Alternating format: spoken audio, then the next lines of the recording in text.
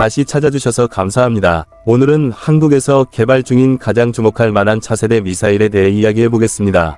바로 현무7 미사일입니다. 이 무기체계는 앞으로 몇 년 안에 대한민국의 전략적 방어 능력을 완전히 바꿔놓을 수 있는 게임 체인저가 될 것으로 평가받고 있습니다.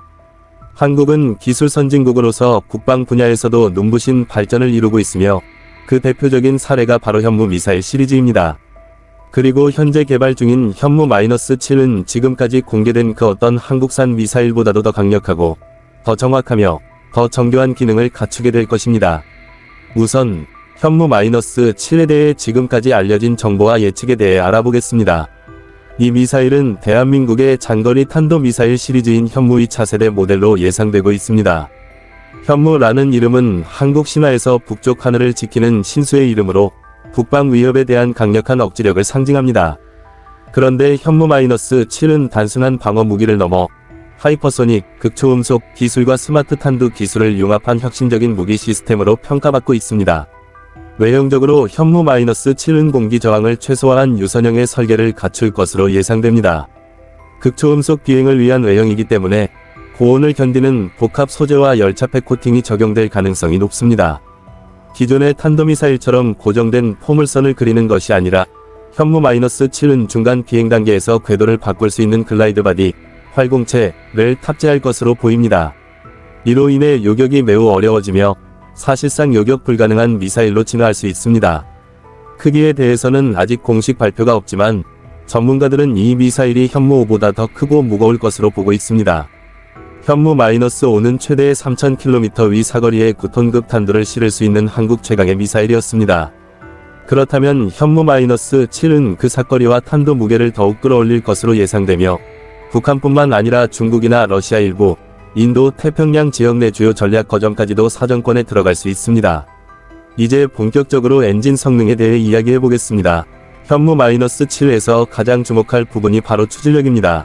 기존 현무 시리즈는 고체연료 기반의 엔진을 사용했지만 현무-7은 하이브리드 또는 2단계 추진 시스템을 도입할 가능성이 있습니다.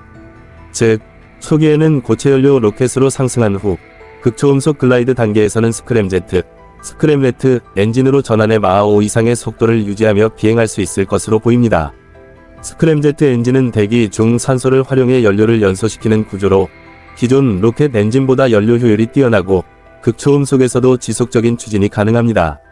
만약 한국이 스크램제트 기술을 성공적으로 적용한다면 미국, 중국, 러시아와 같은 소수의 첨단 무기 보유국 대열에 당당히 합류하게 되는 것입니다. 현재 한국은 국방과학연구소 ED 주도로 이 기술을 연구 중이며 미국과의 기술 협력도 일부 이뤄지고 있는 것으로 알려져 있습니다. 또한 이 미사일은 인공지능 기반의 목표 식별 및 회피 기능을 탑재할 가능성도 있습니다. 위성 기반의 실시간 유도 및 종말 단계에서의 회피 기동까지 가능한 스마트 미사일이 될 것으로 기대됩니다. 단순히 강력한 파괴력이 아니라 정밀하게 움직이고 상황에 맞게 자율 판단을 내릴 수 있는 무기라는 점이 핵심입니다. 탄두 탑재 능력에 있어서도 현무-7은 매우 다양한 옵션을 제공할 것으로 보입니다. 고폭탄두는 물론 지하벙커 파괴용 탄두, 전자기 펄스, EMP, 탄두까지 탑재가 가능할 것으로 보이며 일부 전문가들은 다탄두 분리형 MIRV 시스템까지 탑재할 수 있을 것이라 보고 있습니다. 이는 하나의 미사일이 여러 목표물을 동시에 타격할 수 있음을 의미하며 전략적 가치가 폭발적으로 증가합니다. 가격 측면에서 살펴보면 현재까지 구체적인 단가는 공개되지 않았습니다. 그러나 관련 기술의 복잡성과 첨단 수준을 고려했을 때 미사일 1기당 약 1,500만 달러에서 최대 2,500만 달러까지 비용이 소요될 것으로 분석됩니다. 특히 스크램제트나 극초음속 활공체 기술이 적용될 경우 열차폐 재료와 정밀 유도 시스템 등으로 인해 가격이 더욱 상승할 수 있습니다. 물론 고가의 무기이긴 하지만 한국 입장에서는 국가 안보를 위한 충분한 투자라고 할 수 있습니다. 현무-7위 발사 플랫폼으로는 이동식 발사 차량, TEL, 트랜스포터 에렉터 런처이 유력합니다. 이는 적의 선제 타격을 피하고 생존성과 기동성을 확보하기 위한 필수 조건입니다. TEL은 위성 감시를 피하고 기습적으로 발사할 수 있어 전략적으로 매우 유용합니다.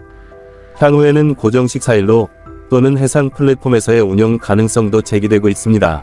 그렇다면 현무-7위 실전 배치는 언제쯤 이루어질까요? 한국방위사업청, DAPA, 국방과학연구소, 에드는 구체적인 일정을 공개하지 않고 있지만 일부 언론 보도와 전문가 분석에 따르면 이르면 2025년 말에서 2026년 초 사이에 시험 발사가 시작될 가능성이 있습니다. 완전한 실전 배치 시점은 2027년에서 2028년경이 유력하며 현재 개발 속도는 예상보다 빠르게 진행되고 있는 것으로 보입니다. 이 미사일의 전략적 의미는 단순히 북한에 대한 억지력에 그치지 않습니다. 인도 태평양 지역 내에서 대한민국이 독자적인 전략적 자산을 보유한 강국으로 자리매김할 수 있다는 상징적 의미를 지닙니다. 나아가 향후 수출 가능성도 열려 있습니다. 이미 한국은 전차, 전투기, 잠수함 등에서 세계적인 방산 수출국이 되었고 현무-7이 성공적으로 완성된다면 신뢰할 수 있는 우방국들에게 수출될 가능성도 있습니다. 현무-7이 배치되면 한반도와 그 주변 지역의 군사 균형에도 큰 영향을 줄 것입니다. 이 미사일은 단순 방어가 아니라 적극적 억제 전략의 핵심 수단이 될 것입니다. 발사 후 소분 내의 적의 핵심 타깃을 정확하게 타격할 수 있는 능력은 전 세계에서도 극소수의 국가만이 보유한 능력입니다. 물론 현무-7은 독립적으로 운영되는 무기는 아닙니다. 이미 운영 중인 LSAM, 천공-II, KMSAM, 그리고 기존 현무 시리즈와 통합 운영되어 한국의 미사일 방어 및 공격 시스템의 완성도를 끌어올릴 것입니다. 공격과 방어가 완벽하게 조화를 이루는 미래형 군사 전략의 핵심으로 떠오를 것입니다. 결론적으로 현무-7은 단순한 미사일이 아니라 한국의 군사 기술력과 전략적 의지를 상징하는 차세대 무기입니다. 외형, 추진, 유도, 탄도, 발사 플랫폼 등 모든 면에서 세계적 수준에 도달하려는 한국의 의지가 반영된 결과물입니다. 그 가격은 높을지 몰라도 그 전략적 가치는 단연코 비교할 수 없을 만큼 큽니다. 오늘도 이렇게 대한민국의 첨단 무기 시스템에 대해 함께 알아보셨습니다. 영상을 시청해 주셔서 감사합니다. 좋아요와 구독, 알림 설정 꼭 부탁드리고요. 댓글에 여러분의 생각을 남겨주세요. 과연 한국의 미사일 기술이 동북아시아의 판도를 바꿀 수 있을까요? 여러분의 의견을 듣고 싶습니다. 다음 영상에서 더 흥미로운 군사 소식으로 다시 찾아뵙겠습니다. 시청해 주셔서 감사합니다.